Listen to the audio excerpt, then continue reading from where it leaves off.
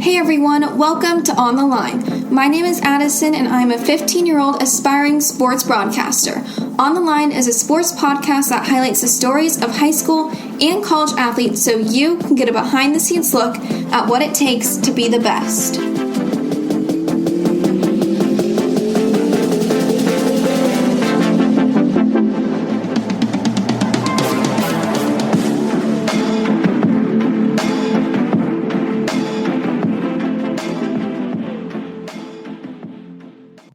Welcome back to On the Line. Today I am joined by not one, but two amazing, talented swimmers. So thank you, Jaime and Megan, for being here. Thank you. So this is kind of a funny story how this all came about, because this is the very first time I've ever interviewed two guests, so that's super exciting. But I think a month and a half ago, I realized I have not interviewed any swimmers, and I think it's about time to have some swimmers on the podcast. So I reached out to a couple of swimmers, and I don't know how it happened, but I managed to reach out to both Jaime and Megan, and without even realizing that they knew each other. And then we kind of realized it'd be really fun to do a podcast episode together. I think it was pretty interesting. Megan told me that you reached out to her, and I was like, hey, that'd be interesting if we, did this together. So glad that we had the chance to do it. Yeah. So I think let's start off with a couple just simple, low-key, get-to-know-you questions. And Megan, how about you start? What is your spirit animal? Oh, gosh, that's a good question. I guess I never really thought about this, but since I was younger, me and my friends have always compared myself to a penguin for whatever reason. I've just always I identified with them. And, it's just a fun little, Nice. Penguins are great animals. They are. Okay, this one's a funny one, but Jaime, do you think that cereal is a soup? Yes, it is. Well, if you add milk. If you don't add milk, then it's like a salad. Good answer. I agree with that. Yeah. Okay, and then Megan, what is your biggest fear? Oh, biggest fear.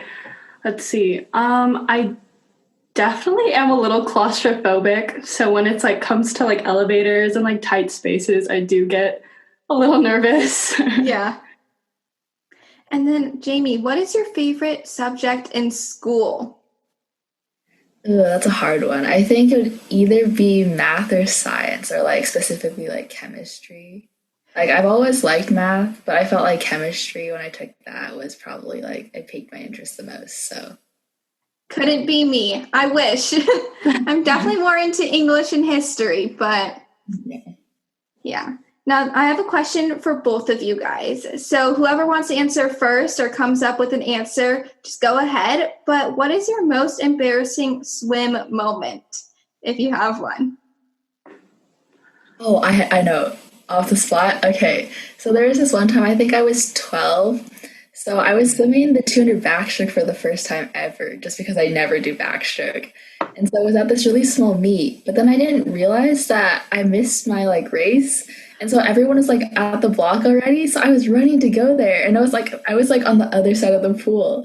And then I was running, and then I just slipped, and I fell so hard. It was so bad. And then they started as soon as I slipped, and I felt so bad. But all the refs were looking at me, even though they had to be looking at the people starting. So that was pretty embarrassing, I think. But I was 12, so it's fine. Oh no, the odds are just really stacked up against you that day. For me, I think one of my most embarrassing moments was being on a relay, and I was cheering for the anchor, and I had my goggles in my hands, and right as she finished, my goggles slipped out of my hands, and she was out of breath, and I felt so bad because everyone was watching, and I was like, oh, hey, can you grab my goggles? They're at the bottom of the pool. I was so embarrassed. I was like, oh gosh. Oh no. Well, I'm sure everyone has an embarrassing story to tell when you're an athlete. But thank you guys for doing those quick questions. But when did you guys meet? I think we met years ago. We weren't on the same team back then, but it was like a travel meet, right? I think I met Jaime in 2017. We had like a big meet where we traveled to California, and yeah. So you guys go to different high schools, right? Mm-hmm. Yes. But then did you meet through like club? So like basically the travel meet thing was like a bunch of different clubs from like Pacific Northwest like get together, and then like several athletes are like selected out of the people that sign up to attend. And then so me and Megan were on different teams, but we both went, and then we met down there when we were training together. So back when we could travel and train together. But yeah, and then we had a meet there too. So it was pretty exciting. Like there are people from like all over like Washington there and all over the, I think, west side of the US. Yeah. Oh, cool. Yeah, that's awesome. So do you guys ever compete against each other? A little.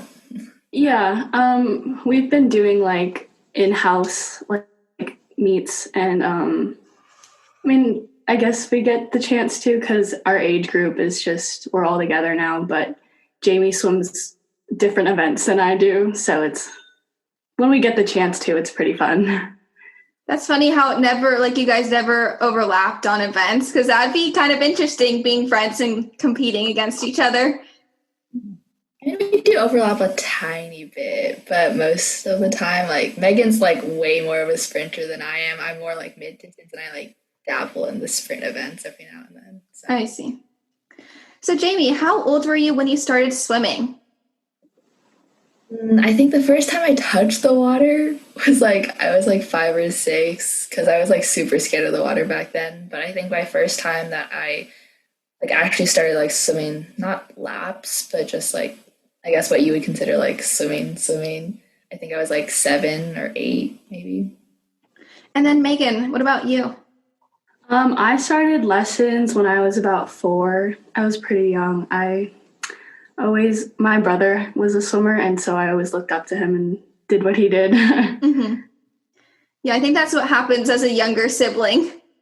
You just end up doing what your older sibling does. But in my case, that was a little bit different. I have a younger sister, and I actually didn't do any sports really until she did it. Like I had her test the water, so that was kind of different. But it's funny. Either people play the sport because like they just get put into it at a young age, kind of like Megan. But the water polo player that I interviewed, she actually said that she was scared of the water and didn't want to put her head under the water when she was younger. So it's funny how she ended up becoming a water polo player. And with you, Jaime, you were kind of scared of the water for a little bit, but now you're an amazing swimmer. I watched a video that's like 13 struggles only swimmers understand.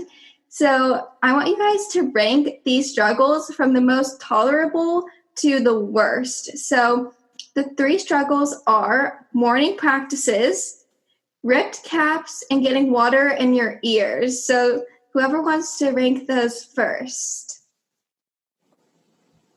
Okay. For me, the most tolerable is definitely getting a ripped cap.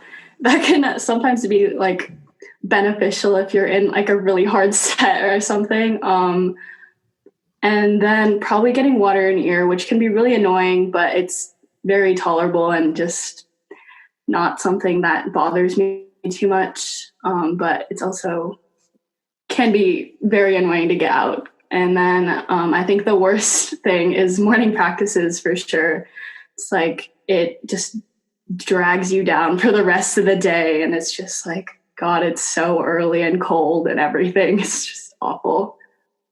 Yeah, I'd have to agree with that. Like, I think Megan put it like spot on. Like, rib caps are, I think, sometimes really good. Like, if you time it perfectly, you can get out of the set at the right time when you don't want to do something. Andrew, if you hear that, I don't actually do it. I don't do that. But getting water in your ears, I think it's so annoying when it doesn't come out, and like you're just shaking your head to try to get it out. But it's really satisfying when it does come out. So like that's like the only good thing about it. And then morning practices are just always awful. Like, I mean, like I guess you feel good after it, but like in the moment, it's so like I just can't tolerate it. Like getting in like at 5 a.m. into the cold pool, even like sometimes we swim outside in the morning. So like it's just way too cold, and then it just sucks. And then you're just sleepy for the rest of the day and you can't do anything. Yeah, that sounds miserable. Like imagine being a swimmer and then being like a night owl and then having to totally adjust your schedule because what time do you guys have to wake up? I wake up at like 4 to 4:30, depending on like what I need. Insane. Because I wake up at like 5 and people think that's crazy. But then when you hear about swimmers, it's like 5 is nothing. 5's like sleeping in. How old were you guys when you started swimming competitively? I think I started in the 4th grade, so I was about like 9.5. I was 6 or 7. I started pretty young. I didn't even know that you could competitively swim at that age. Is there like an average age where kids start competitively swimming? I think that most people start like somewhere between like 6 to 9. But I've known people that started at like 4, and I've known people that started at 11, and they've all turned out like to be really good swimmers. So I think it just depends on how like, I don't know, just how well you train and how much of a like feeling for the water that you have. Totally agree with that. I think it's pretty uncommon for someone to figure out that they're really passionate about a sport at like the age of 6 or 7, like Megan. So that's pretty cool. Yeah, I think it's just I had a lot of close friends that made the sport really fun growing up, and I think having that older sibling to also guide me through the sport was also very helpful. Yeah, that's awesome. I find it really interesting how athletes' training regimens are. I just think it's so cool to see, how much of a hard worker all athletes are and how much discipline you have to have. So, Megan, what is your training regimen like as a swimmer? So we have doubles, which is morning practice and afternoon practices on Mondays and Wednesdays, which are mornings are both 2 hours. So from like 5:30 to 7:30 or 5 to 7. And most of our practices are either an hour and a half or 2 hours. So, and then we have dryland Monday, Thursday, Saturday, which is like weights and cardio and that kind of thing. So, yeah. And Jaime, is that the same for you as well? Yeah, we do the same thing. So, I guess sometimes like the practices themselves, like sometimes they're split into different groups. So we might not always do the same thing every practice, but the schedule is all the same. So like the whole team's together, or the whole group is together, which is really. And do you guys both swim for high school team and for club? Yeah. And how does that work? Like, what are the seasons different? Do they overlap? So club swimming is like year round. So we really only get a break in August. And typically, so girls swim and dive is a fall sport. So it starts we start workouts in August, like when we're on break for club.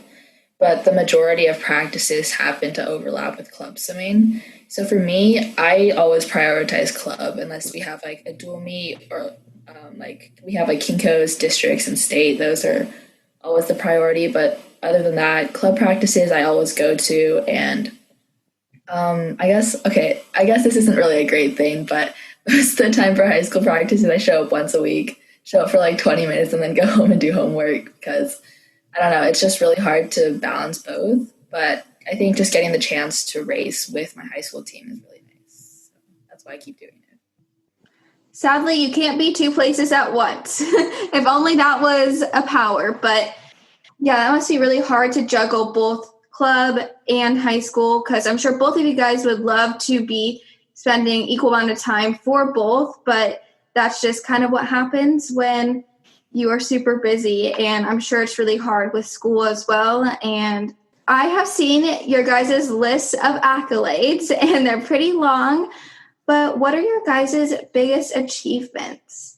For me, I would have to say my most recent one would be finishing top 6 at state as a freshman. Congrats. Thank you.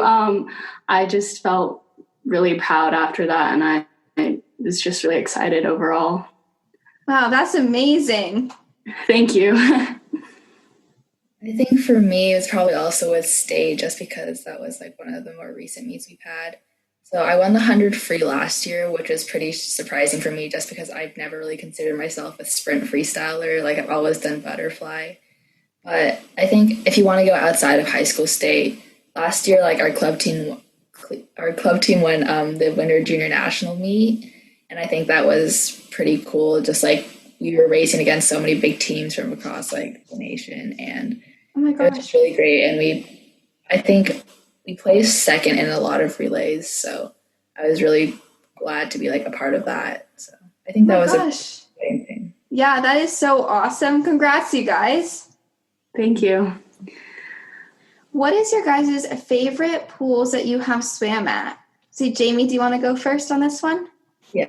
I think the UBC pool was so nice. Like, we usually go up there like once a year, but I think the facility is just really pretty. The locker rooms are nice. Just it being in Canada itself is also really nice. But also, I think the bonus is that they have a little kiddie pool next to the big pool, and it's super warm, so you can go in after your race, and it's really nice. But besides that, like, it's a great pool to race at, and it's a good change of scenery than like the Washington pools. Mm-hmm. I definitely have to agree. The UBC pool, not only the pool's nice, but just like the whole campus and just like the whole experience going there is just really incredible.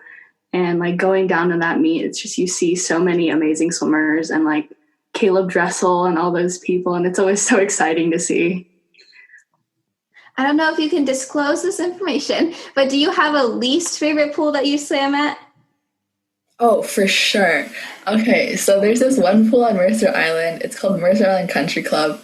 We had to go there a couple of times, like a couple years ago. Me and Megan were on a different team then, but we were on the same team still together. But so it was like that big snowstorm thing that happened a couple years ago, and we had to go to that pool because it was indoors. But they had a bubble, and it's so stuffy in there, you just can't breathe. Like, you swim for 5 minutes, and your lungs are already destroyed. Like, you're just coughing, and you just can't take a deep breath without feeling like you have this really big itch in your lungs, and it just sucks. Oh. So. Yeah, I'd have to agree with that one as well. And there's also a pool. I swam in this pool like a while ago, but it's down in Kent. It's like a small community pool, and it was just like really bad because they had like no proper lane lines. It was just like ropes, and it was just like so many people in one pool, so it gets super wavy, and it was just really awful. Yeah, both of those situations does not seem enjoyable to swim at, especially the one that Jaime was talking about. Megan, what are your main events? I would have to say my main events are the 50, 100 free and the 100 fly and back. I'm definitely more of a sprinter. Yeah, maybe mid-distance sometimes, but definitely not long distance. And then Jaime, how about you? I think for me, the ones that I'm definitely sure about are the 200 butterfly and the 100 fly. But it depends. Like, my other events vary depending on who you ask. Like, my old coach used to say I would main in the 200 IM and the 400 IM.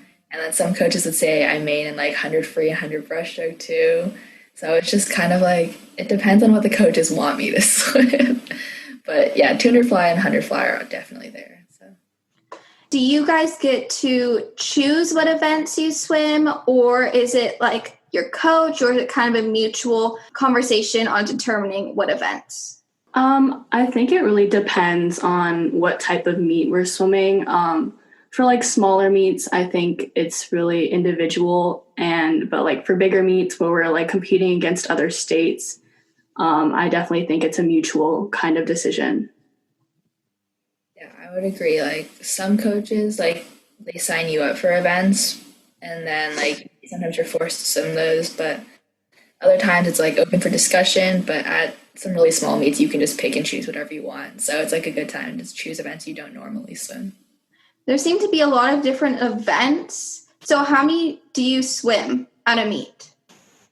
I think that depends on the Yeah, like some meets are like 4 days long. I think there have been some that have been like five too, but like usually it's like two per day, but sometimes you can go up to three. So I think the average though is about like 6 events at like a regular meet. COVID meets are different, but How much of that time is you actually in the water? Because I know the meets are long. I mean, 4 days. I'm sure you're there for many hours each day. But how long are you actually in the water? I guess warm-ups really depends on a person, but I think they normally give you like an hour, right? And then you can warm up for however long you feel. I think most people go for half an hour, maybe a little longer. Yeah, and then I guess your races vary from like under a minute to maybe 5 minutes, and then warming up for those events really depends on who you are. So, I mean, not a lot of time in the water considering how long meets are, but yeah. And you mentioned how COVID meets are different. So, how has COVID impacted swimming? well, we definitely can't sit for as long as like we usually do because we have to rotate people in and out of the pool. So instead of having like one big session where everyone's together, we divide sessions up. So like there'll be like A, B, and C, and like even like up to like F sessions, I think some days. So you're not always racing who you like usually race, like because sometimes you'll be like on the lower end of the session, like in terms of like seating, and then sometimes you'll be on the upper end, and then it's just really different because we don't get as much time. So events are a lot closer together, so you don't get to swim as much. And warm ups are definitely, I think, the biggest difference. Like it's hard to warm ups are usually super crowded, but with COVID, we just can't have everybody like just doing their own thing, stopping on the wall whenever they want. So we end up just doing like kind of like a set to like get going, and then we start racing. And we can't race other teams, so it's just Bellevue Clubbers. That's so interesting. Seems like you have to adapt a lot. Yeah, it's definitely different. What are your biggest tips for race day? For me, I think no matter what, you're going to feel nervous. And I think that you should turn that nerve into like something to like get you excited for getting like excited. Cause I mean, staying nervous isn't going to benefit you. You're just going to like ruin your race. I wouldn't say ruin, but maybe bomb your race, and it's not going to turn out how you want it to turn out. But like getting excited and staying around the people that make you feel excited for a race, maybe like listening to music, if that's how you get hyped up, or staying in a quiet spot for a little bit, I think would really help. I would agree with that. Like that definitely helps. Like being around friends, like doing like what you're used to and what makes you comfortable helps you prepare. But also just like I think trusting yourself and knowing that you've put in the work and that it'll pay off. So just do what you always do and like don't think too much, I guess. Like just stay out of your head and stay in your own lane and just focus on yourself because you worked hard for things and you're gonna get like what you worked for. So just if you've worked hard, then you should be fine.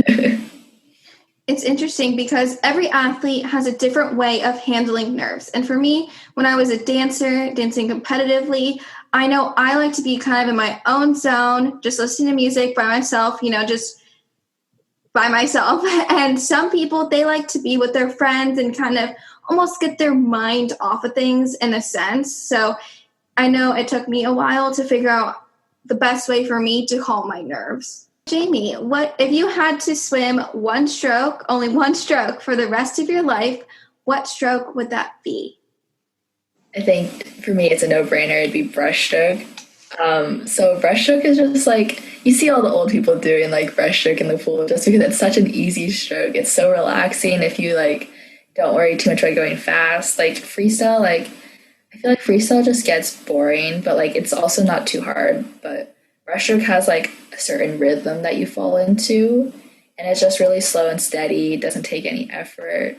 So I think breaststroke, and even if you wanted to go fast, breaststroke just feels really powerful when you do start going fast. So it's like a good, like, best of both worlds situation.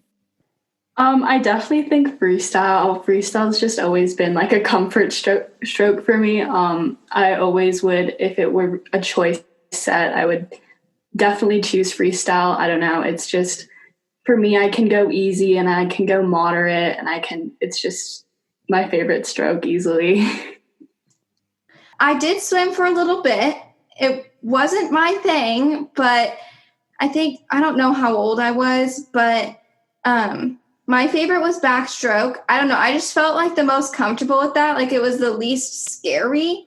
To me, it was just kind of intimidating to be swimming where I couldn't touch. I just felt so like vulnerable, even though like the wall's like right there. You're not going to drown or anything.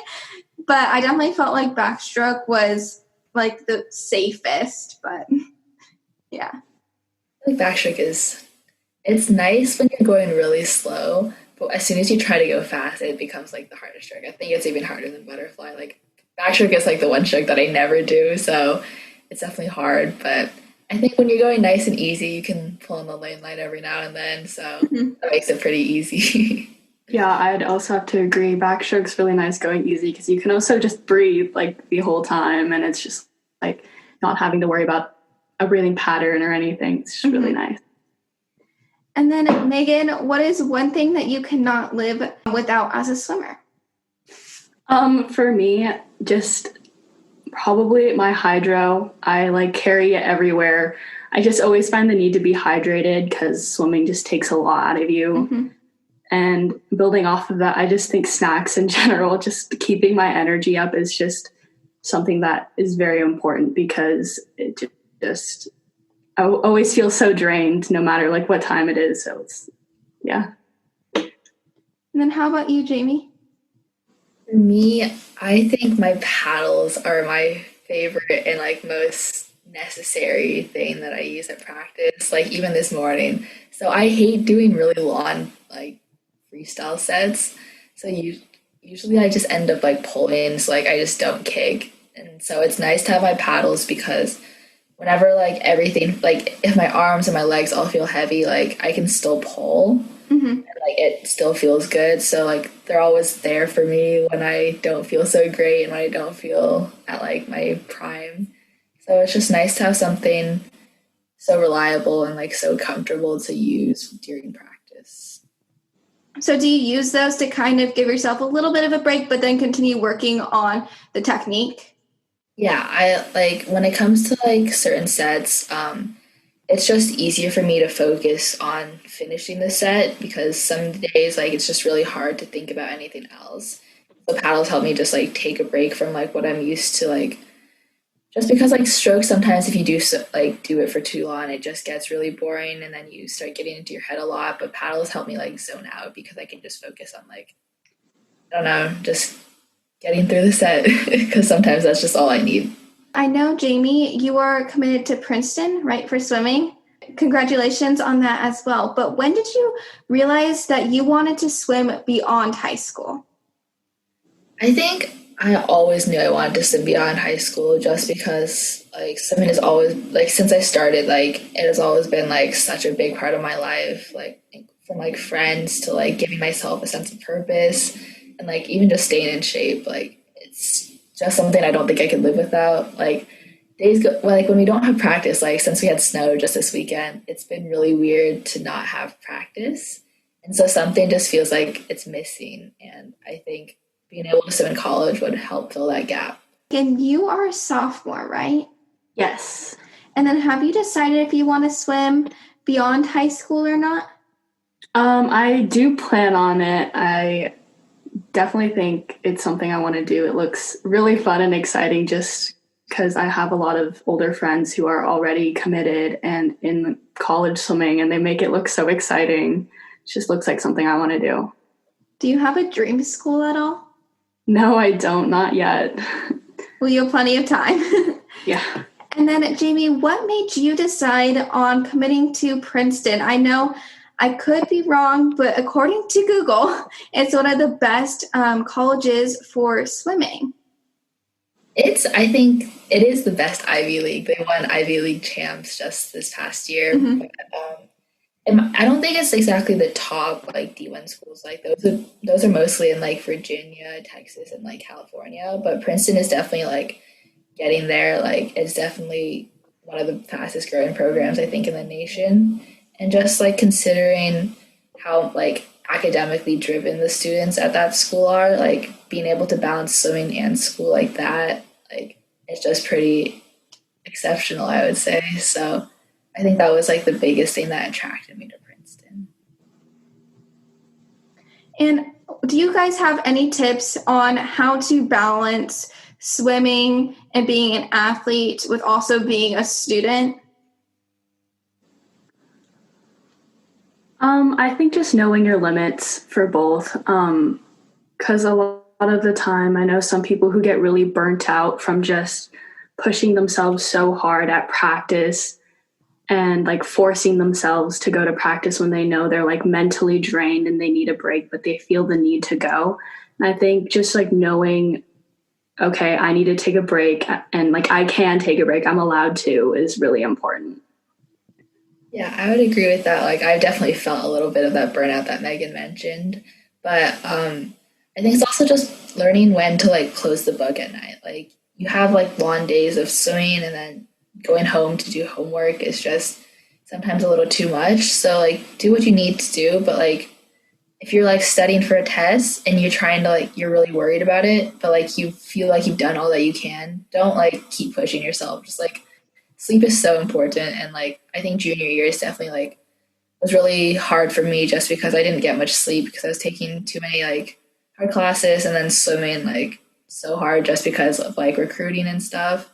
So I didn't get enough sleep, and I think that really messed with like how like I was doing in both school and swim. So you don't want to risk like you don't want to use one day and like risk like another like month or so of like training and school. So just yeah, closing the book and like going to bed is really important. Yeah, you guys, that's really great advice. I think it's hard as athletes. You have a tendency to run yourself into the ground just because most of the time athletes are really driven and driven both in the sport and in school. And it's really hard to, it's like a balancing act on, am I giving enough time to my sport or am I giving enough time to school? And the second things become unbalanced, one of them suffers. So it's really hard to find that perfect balance. And it definitely takes a while. I know it took a while for me to figure it out, and I'm still trying to figure out how to balance everything, especially like junior year, like you were saying. I'm not looking forward to junior year because,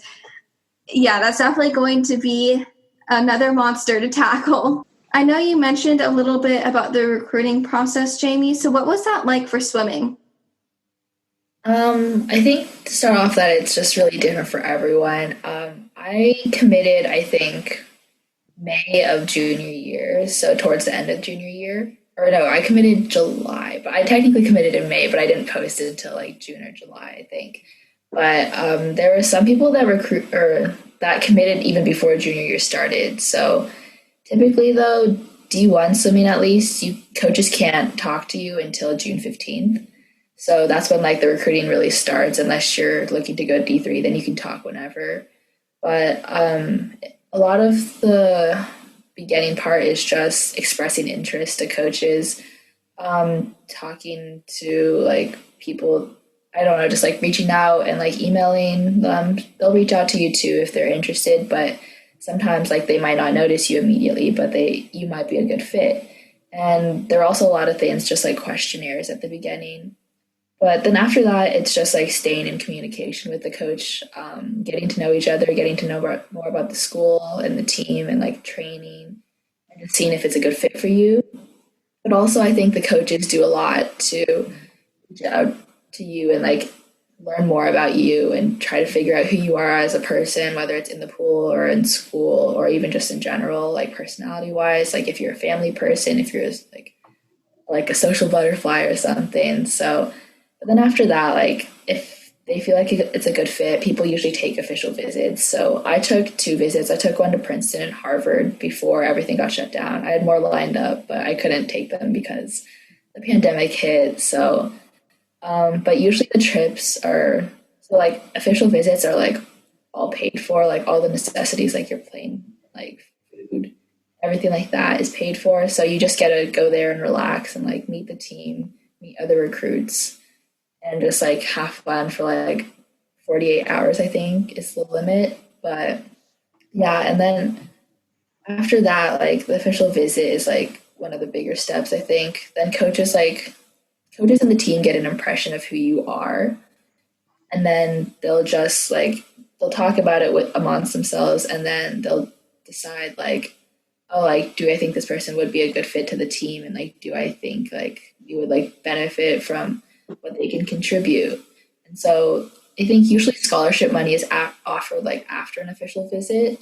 Sometimes it's offered before if you're like really fast and coaches just immediately want you. But yeah, so like scholarship money is discussed, and then basically after that you can just commit, and then you're in the school as long as you get accepted. So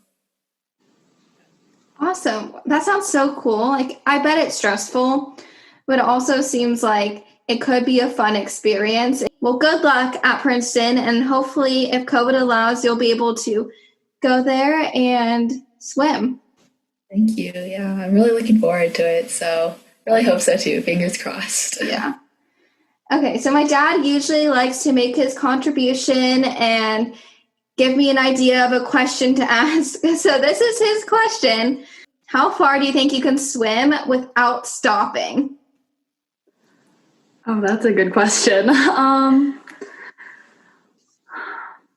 mean, if it were just like easy and like whatever stroke, oh gosh, maybe 1,000. But I really am not sure. I think I've done a 5K straight. I know that. So we had a practice once. It was like, I think, swim across America, but we just did it in a pool.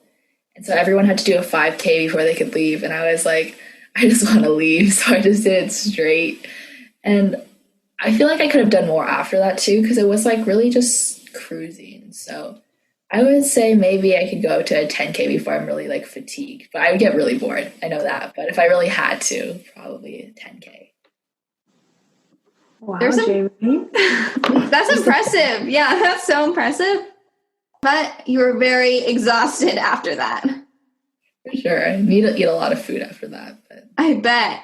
It's crazy. Like, some people can swim for so long without stopping. Like, it doesn't even seem like that's humanly possible. it's so amazing when like I hear about people swimming like across like in like the ocean too. It's just I don't know how they do it. Like I get tired after like a 200 practice. This might not be right, but this girl who swam across the English Canal Yeah. like 4 times, and she got like stung by a jellyfish or something crazy. I don't know about the details, but I heard about that. So That is so those insane. people are so impressive. Yeah. I'd be so scared. Like, you're just like this small person in this huge ocean. I think there's this one time I was swimming in Hawaii, and then we had to do this open water swim, and I've never done open water before. I think I was like 12. But then like the whole time, like all I did was swim like a 1K, but the whole time I was just worried about sharks. And because there were people around me, there were always shadows at the bottom, and I was like, oh no, it's a shark. Oh my gosh. Yeah. I had a similar experience. I guess I was also there, and I was 10, I think. And I don't think we had to do a 1K. It was a little less, but it was definitely terrifying as a 10-year-old swimming in the ocean. Yeah. Yeah, that sounds so scary. I don't know if I could do that. I definitely have a fear of sharks, but I mean, that's probably a pretty cool experience. So let's finish it off with one last question. What is the biggest piece of advice that you would give? I think just connecting back to what I was saying about like racing, like and like how I like prepare for that and what like some tips are. I think staying in your lane is like the biggest deal, just because swimming is supposed to be an individual sport, but so much of it is influenced by others, like your teammates and like who you're racing. So that's can sometimes like at least like the competition part of it can lead to a lot of like stress and anxiety, at least for me. So it's just good to like focus on yourself and like don't worry about what other people are doing, and just like I guess this relates like in life in general, but in swimming, like just staying like physically in your own lane and don't look at the other people, and trust yourself and trust the process, and you'll do good. I definitely agree with what Jaime has to say, building off, like controlling what you can control and not trying to control things that are out of your control, because just like, okay, I can warm up and I can eat before my race to make myself feel good. But I'm not going to worry about like, oh, how is this person doing? She's so much faster than me, and trying to bring yourself down. I think that won't benefit you in any way. So just focusing on yourself and thinking about what you can do to help yourself is really helpful. I love that advice, you guys. That's fantastic. Thank you guys so much for taking the time out of your evening and doing this interview. I had so much fun talking about swim with you guys, and I learned quite a few things. I hope those listening are learning some things as well. Megan, do you want to shout out your Instagram? My Instagram is megan.lay. And then Jaime, how about you? Mine is at Jaime W. Chen. The Jaime is spelled weird. The I goes before the M. And I'll have those linked in the description as well, if that's easier for you guys. And yeah, good luck, both of you guys. Good luck in college next year, Jaime, and then good luck as you're going into the recruitment process and all that crazy stuff, Megan. Thank you so much. It was a really great experience. So glad we did this. Yeah. And talk with you guys soon. Bye, everyone. Bye. Bye.